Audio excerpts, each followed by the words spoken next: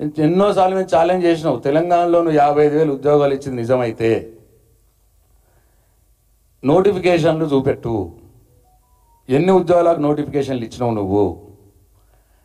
ఎన్ని ఉద్యోగాలకు నోటిఫికేషన్లు ఇచ్చి రాత పరీక్షలు పెట్టినావు చూపియో అని అడిగినాం. దానికి సమాధానం లేదు. కేసీఆర్ గారు ఉన్నప్పుడు ఇచ్చినటువంటి నోటిఫికేషన్లు, కేసీఆర్ గారు ఉన్నప్పుడు చేసినటువంటి రాత పరీక్షలు, కేసీఆర్ గారు చేసినవన్నీ నేను చేసినా అని చెప్పుకొని మంది కొట్టిన బిడ్డ నా బిడ్డ అని చెప్పి సిగ్గు లేకుండా చెప్పుకొని బతికి ఇక్కడ అబద్ధం ఆడి ఇవాళ మళ్ళీ ఢిల్లీలో అబద్ధం ఆడుతున్నావు. మొదటి సంవత్సరంలోనే 2 లక్షల ఉద్యోగాలకు నోటిఫికేషన్ ఇస్తా అని చెప్పినావు. ఇచ్చినవా? ఒక్కసారి తెలంగాణ ప్రజలు ఆలోచించాలి. అట్లనే ఇవన్నీ కూడా నువ్వు చేయలేదు, అక్కడ చేస్తా అన్నావు. పోనీ ఏవో చేసినా అని చెప్పుకుంటున్నావు. కొన్ని రుణమాఫీ అన్నావు. రాష్ట్రంలో ఉన్నటువంటి దేవుళ్ళందరినీ ఒట్టు పెట్టి చెప్పినావు. తీరా చూస్తే 30% మందికి అయింది, 70% మందికి గాలే.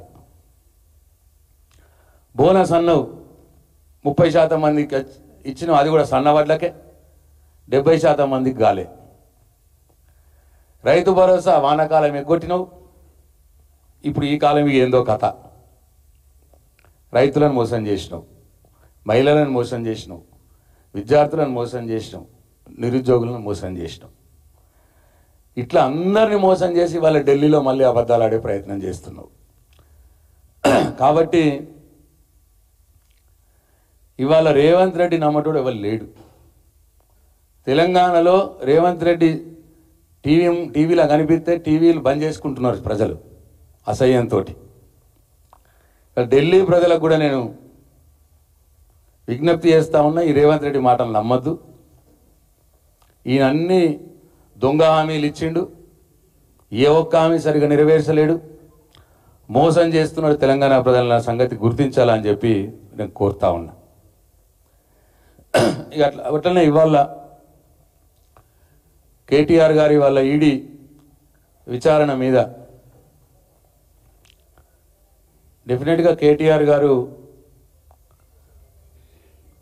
ఒక లా ఒబైడింగ్ సిటిజన్గా, చట్టాన్ని గౌరవించే వ్యక్తిగా, ఒక బాధ్యత గల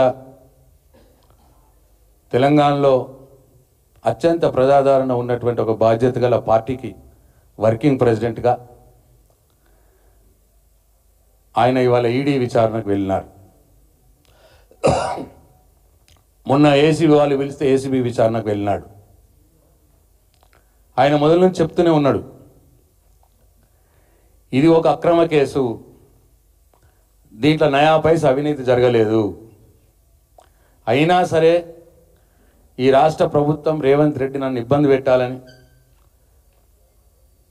అక్రమ కేసు బనాయించి విచారణ పేరు మీద నన్ను తిప్పినా సరే నేను భయపడేది లేదు. విచారణ సంస్థలకు నా సంపూర్ణ సహకారం అందిస్తా అని చెప్పి మొన్న ఏసీబీ కేసు విచారణకు పోయినాడు. ఇవాళ ఈడీ వాళ్ళు పిలిస్తే పోయినారు.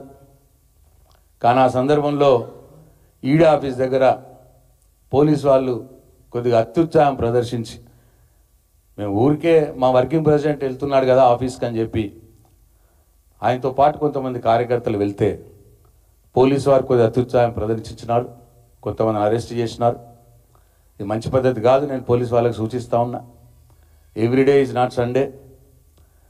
మీరు ఇవాళ రేవంత్ రెడ్డి ఎట్లా చెప్తే ఎట్లా ఆడితే, రేవంత్ రెడ్డి ఎట్లా చెప్తే అట్లా చేస్తే రాబోయే రోజుల్లో తీవ్ర పరిణామాలు ఎదుర్కోవాల్సి వస్తుంది. చట్టానికి లోబడి పనిచేయండి, రేవంత్ రెడ్డికి లోబడి పనిచేయొద్దు అని చెప్పి నేను మరొకసారి పోలీసులకు సూచిస్తూ ఉన్నా.